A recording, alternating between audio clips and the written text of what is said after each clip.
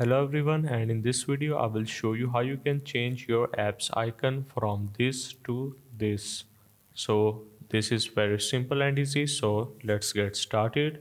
First of all, open up any browser that you are using and you just need to download your icons. For me, I am using app icons iOS. So I will simply select any one of these icons and tap on download on the top right corner. Once I have clicked that, this will start downloading my icon. So make sure to tap on the downloads, tap on your particular icon and tap on share on the bottom left corner and tap on save image.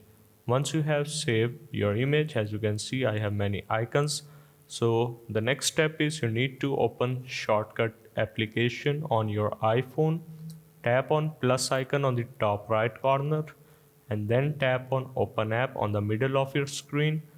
Tap on the app on the top and then you need to select your application. So in my case I will go with Discord and tap on open app on the top and go for the add to home screen.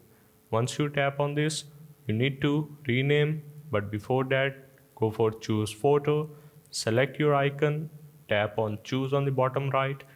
Now you can rename it. So in my case this is Discord, so I will simply type that and go for the add on the top right. Now as you can see, my icon has changed successfully. You can do this as many icons as you want.